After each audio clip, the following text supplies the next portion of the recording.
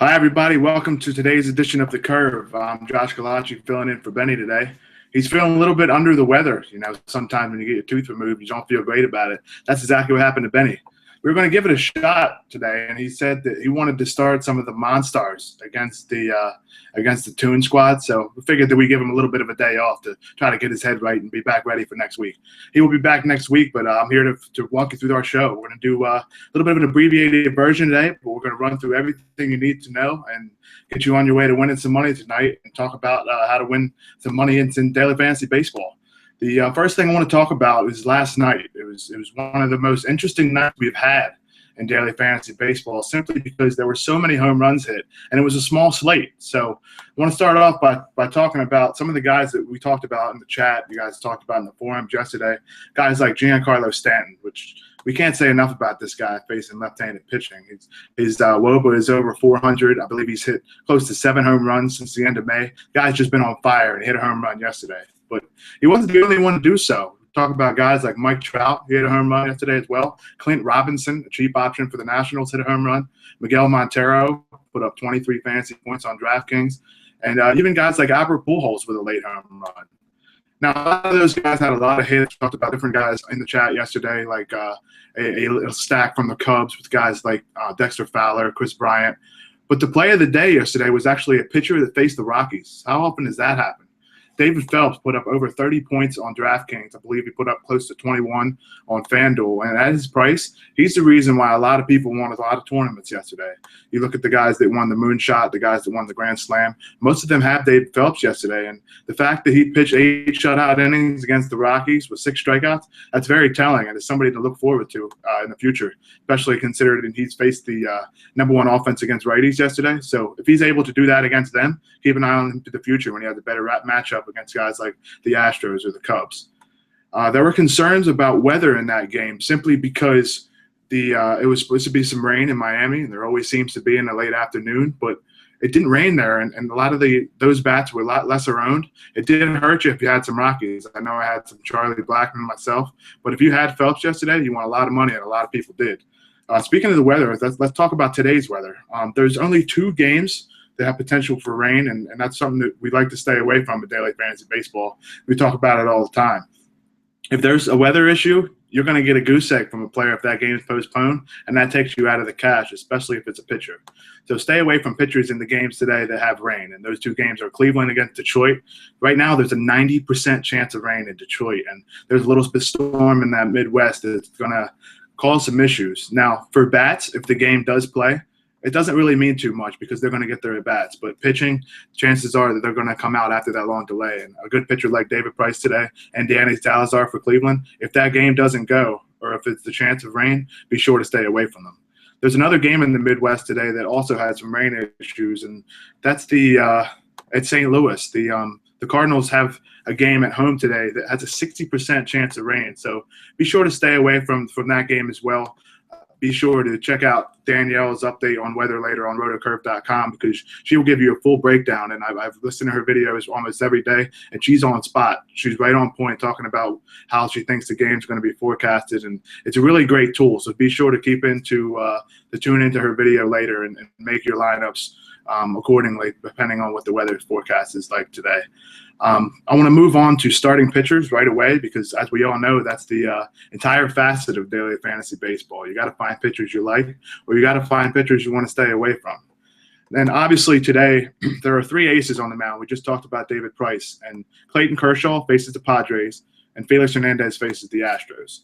For those of you playing daily fantasy sports, those are 2 of the better matchups in terms of park and in terms of strikeout percentage. But we don't need to talk about those guys. You guys know by now that Kershaw is a great start and Felix is a great start.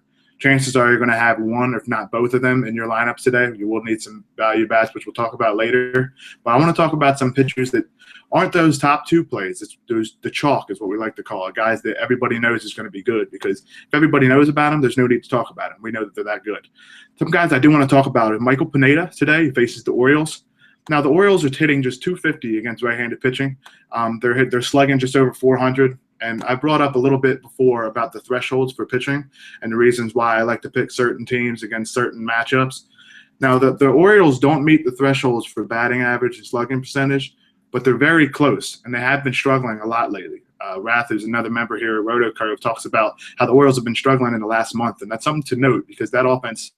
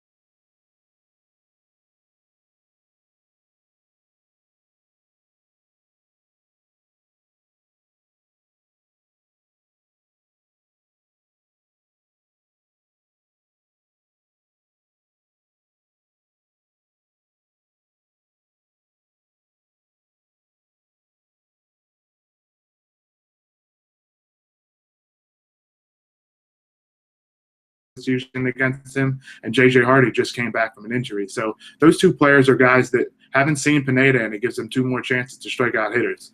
The other pitcher I want to talk about today is another option I'm using if that game does not get canceled in the rain, and that's Danny Salazar against the Tigers.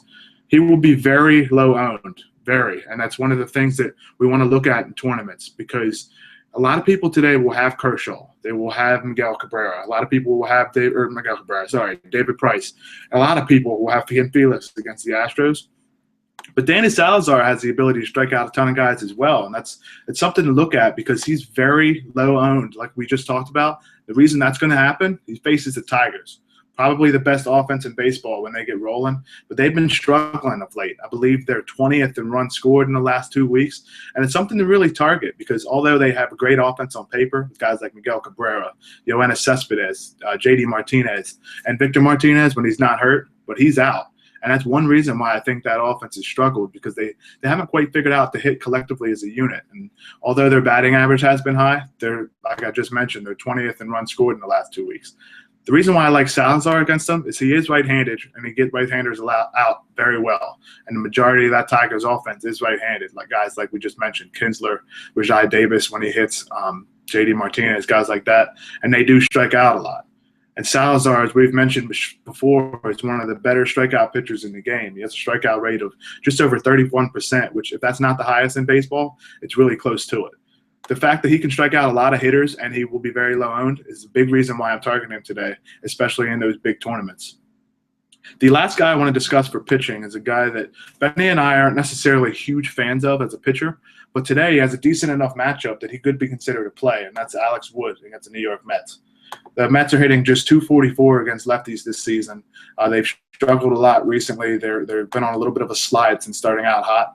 But the reason why we're targeting Alex Wood is because he has the ability to strike out the Mets a lot today because the Mets strike out, I believe, in the top 5 most amount against left-handed pitching in the major leagues.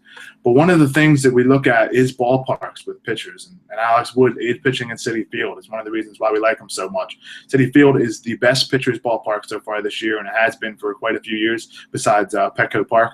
It's because of the dimensions in Citi Field. They have a ton of space in foul territory until you get to the lines. They have a ton of space in the outfield.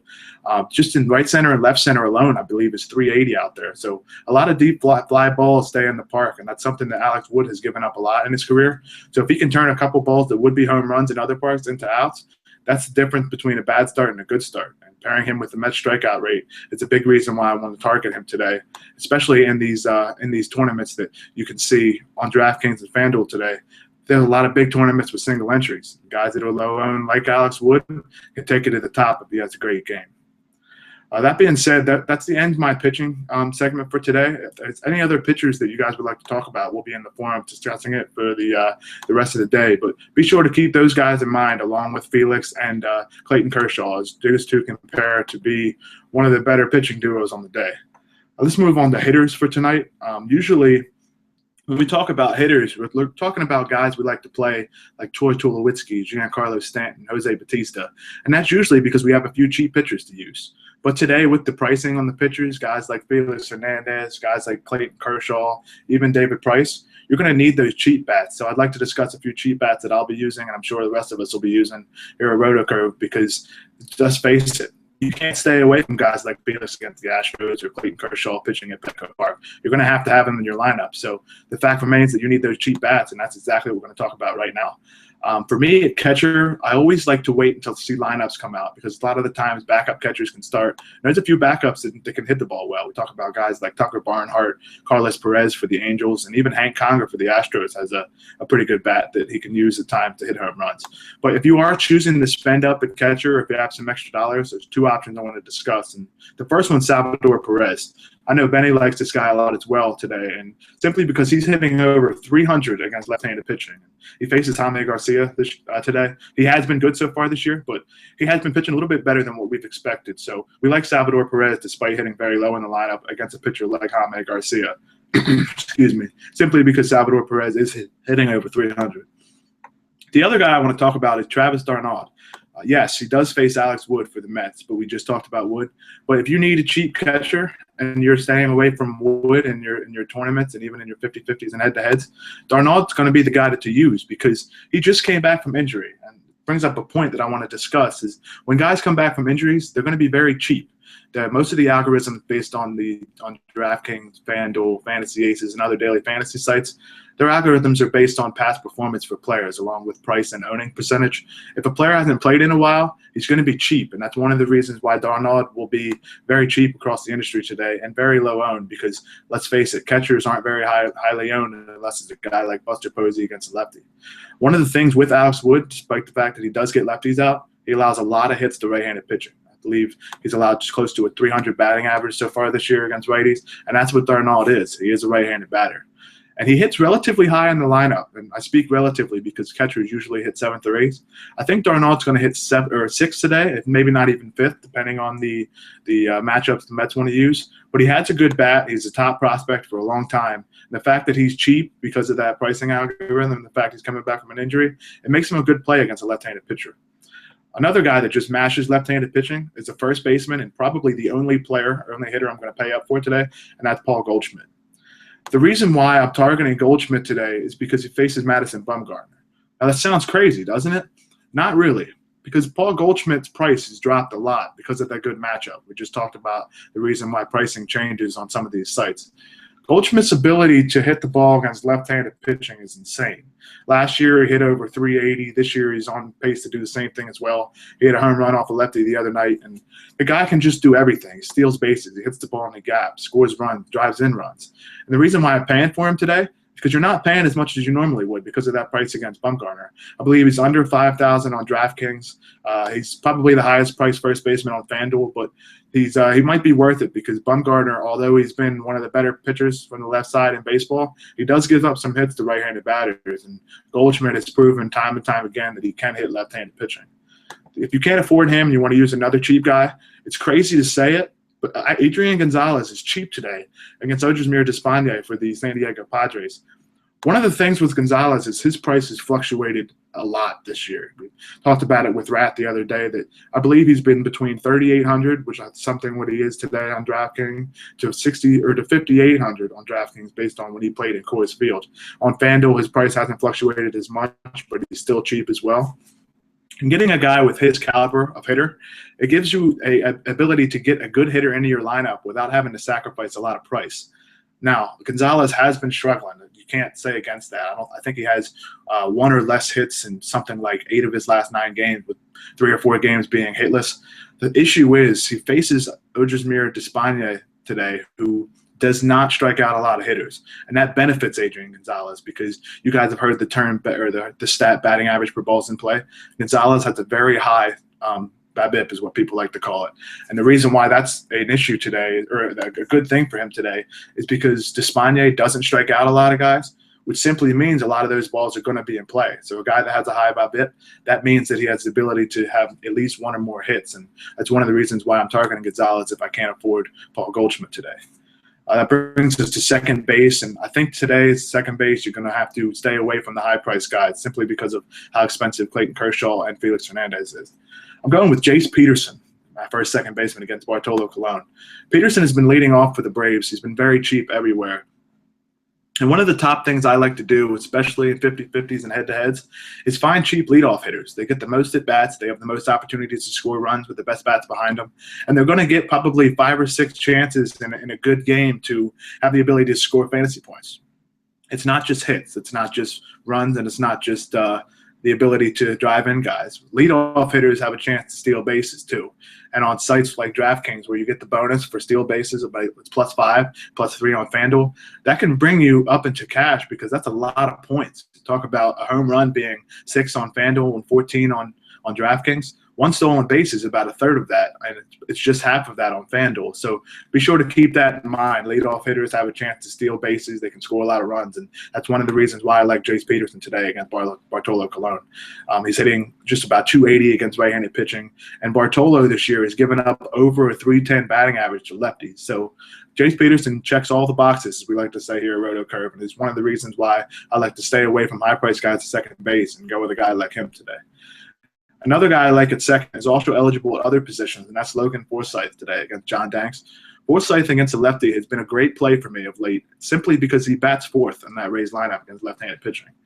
Logan Forsythe is one of these guys that you see him hit, and you try to figure out why he has a low batting average. You think he's just hitting 230 against lefties, but that's a small sample size this year. He's hitting over 260 in his career against left-handed pitching. He hit a home run in his last start, and the fact remains that if you look at his career numbers against from the left side, he's been great. Now, you add that with the fact that he's hitting fourth in a Rays lineup that has been getting on base of late, he has the ability to score a lot of fantasy points without having to hit a home run, and that's something that a lot of cleanup hitters will have to do to reach their value. He's very cheap. He's eligible to a position that's very scarce, and the reason that he's hitting fourth against a left-handed pitcher is one of the main focuses for me and why I'm picking Forsythe today. I talked about him being eligible at third base, but if you have him at second, you're going to need another third baseman. And for me today, one of the third basemen I'm targeting is Maikel Franco against Jeff Locke. Franco was hitting 200 last week or about 10 days ago. He's raised his batting average to 280, which is absolutely absurd considering the fact that he was just hitting, like I just said, right under the Mendoza line last week. That means he's been absolutely mashing the ball. And facing left-handed pitchers is one of the reasons he's been able to do so.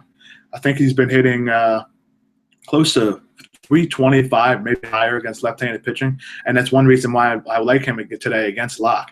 Another reason is when the Phillies face a left-handed pitcher, they move Ryan Howard to fifth or lower in the order, and that means Franco is hitting fourth, which gives him more of an ability to drive in runs. Now, the Phillies can't get on base very well, but Jeff Locke gives them a lot of base runners. So if he can get in Revere, maybe a guy like Jeff Francoeur when he hits higher in that lineup, Maikel Franco has the ability to hit the ball out of the ballpark. And with guys on base, it could be one of the top plays without having to spend a ton of money at third base. Another guy in that game is Jung Ho Kang, and that's one of my shortstops today, facing Kevin Correa for the Phillies. Correa is going to make his first start today, and if you guys haven't followed him, he pitched for the Padres in the past. He pitched for some other teams. He's not a great pitcher. The only success he's had has been in massive ballparks, which is not the case at PNC Park. PNC has allowed some home runs this year, and Jung Ho Kang can hit a lot of them, and he's been one of the better hitters for the Pirates of late, batting fifth in that order. So I'm targeting him against Correa today because Correa just simply has given up a lot of hits in his career, and he's not pitching in a massive park, so that gives a guy like Jung Ho Kang a bump. Moving on to the outfield today, there's 3 guys I want to discuss, but the first guy I'm going to talk about is a guy that's cheap on one site but not the others, and that's Nelson Cruz on FanDuel. Now, Cruz got hurt the other day, and he didn't play last night, and there's rumors that he might not play again tonight. But what I did hear was the fact that he wanted an extra day off yesterday, and that means that he was available last night to pinch hit, although he didn't, which means today he might be in the lineup. And the fact that he's only $3,600 on FanDuel tells me he's got to be in the lineup. Now, you might ask, who's he facing? That's another thing. That's another checkbox marked. And Brett Oberholzer, left-handed pitcher for the Astros. If Cruz is in the lineup, he's facing a left-handed pitcher that gives up a lot of hits and a lot of home runs. And as you guys know, Nelson Cruz crushes left-handed with the top power bats in baseball. So if he's in the lineup, you have to get him in your lineups on FanDuel at his price. And he might even be worth picking on guys on sites like DraftKings and Fantasy Aces, despite the fact that he's going to be very pricey. Now, you might not be able to afford him with some of the pitching on the day, but on FanDuel, you definitely have to chase a guy like that because it's not often you're going to be able to get a guy of his caliber at that price. The other outfielder today is Ryan Raburn against a lefty. You guys have heard that before, haven't you? He faces David Price today, who is one of the best left-handed pitchers in baseball. But Raburn has hit over 300 for the last 2 years, I believe, and he bats fourth against left-handers in that Cleveland order. Now, he doesn't have the talent in front of him or behind him as he normally would against right-handed pitchers, because the Cleveland Indians like to sit guys like Brandon Moss, Michael Brantley against lefties. But guys like Jason Kipnis and Carlos Santana are still in that lineup. And Rayburn's going to be hitting behind them. And he's going to have a great chance to drive in some runs today. And he's at a very minimum price as a platoon player. So I'm going to be picking a guy like Raburn as a little bit of a punt option, is what we like to call them. Guys that don't cost that much, and you can pick them later in the process of building your lineup. So he gives the ability to be a very cheap player who has a great matchup. Although it is against a good pitcher, it's a great matchup against left-handed pitchers in his career. So I'll be picking him as my cap relief in the outfield. That brings us to the last guy today in the outfield, and my last hitter that I want to talk about today, and that's Souza Jr. You guys have heard the statistic WOBA, which is weighted on base percentage. Souza is one of these guys that has an incredible WOBA against left-handed pitching, and that's what he's going to see in John Danks today. He has the ability to hit the ball out of the ballpark. You've seen him hit at least 2 or 3 hits against lefties in a game earlier this week, and last week he had a game along with Logan Forsythe where they both went yard. So taking a guy like Souza is going to give you that upside for a home run, for a double, and the ability to score some runs. But once again, he's cheap like the rest of that Rays outfield. And with guys like Clayton Kershaw and Felix, you're going to need some cheap bats today. And that's why Souza is one of the top targets along with the rest of that A's outfield. That brings us to the end of what I wanted to talk about for hitters today. So I'm going to now move on to how I'm going to build my lineups. As you've probably heard me allude to, I'm going to have a lot of Clayton Kershaw, especially at Petco Park, and I'm going to have a lot of Felix Hernandez. The problem is, if you have those 2 guys on 2 pitcher sites, you're going to have to start some very cheap bats, and that's the reason why I'm going to look at some really cheap catchers, probably see if there's any backup catchers that come out when lineups come out. I'm going to look at guys like Ryan Raburn in the outfield. Nelson Cruz on FanDuel is very cheap. And one of the things that I want to target in tournaments is when a lot of guys are going to be playing today with a lot of those single-entry tournaments on DraftKings, be sure to look at some cheaper pitchers, because in order to afford those big bats, you're not going to be able to put guys like Kershaw and Felix Hernandez into your lineup, because chances are those cheaper bats aren't going to be able to hit home runs at the level that Nelson Cruz or Paul Goldschmidt are. So in those cheap pitchers that I want to look at in tournaments are Michael Pineda and Alex Wood, guys like that, guys that have the ability to strike out some hitters but don't cost as much. You're going to have to pay up for pitching either way today, 50-50s and head-to-heads. But in those tournaments, it might be a good day to stay away from the top guys. And you never know. If Kershaw gets blown up or Felix gets blown up and you don't have them in a tournament, you have a chance to win a lot of money. That pretty much brings us to the end of the show. If you guys have any more questions, be sure to tune into the forums and the chat if we have that up and working. I know we had some technical difficulties earlier today, but if that chat's up and working, be sure to ask us any questions. Benny and I will be there on as well. And today it's a good day to win a lot of money. It's a Friday. It's right before the weekend. If you can place high in a tournament or win your cash game, you can take the lady out on a nice night of the town on Saturday, and that's what it's all about. Just winning some money and having some fun to be able to take your significant money or significant other out, and that's pretty much why a lot of us play. Just we play for fun. If you're going to be having a lot of fun playing a game like this and watching baseball, it's a great thing to do. Now, we will be back next week on Tuesday, June 16th. Hopefully, Benny will be feeling better, because I can't lie, I miss him today. We talked about him before the show. I was talking to him, and it sounds like he has peanut butter on the roof of his mouth right now. He has a little bit of that tooth removed. He's got some of the drugs running through his system, but hopefully we can get it back by Tuesday, and we'll be talking just about the daily fantasy baseball, and we'll be talking just about what we want to hear. So for Benny Ricciardi, who unfortunately isn't here with us right now, and I'm Josh Collacchi, this has been RotoCurve. One more thing. Make sure to check out Danielle's weather report later today, because I can't set my lineups without it. I feel weird saying this, but that brings us to the end of our show. Stay classy, DFS. Feels weird not hearing Benny saying that. Take it easy.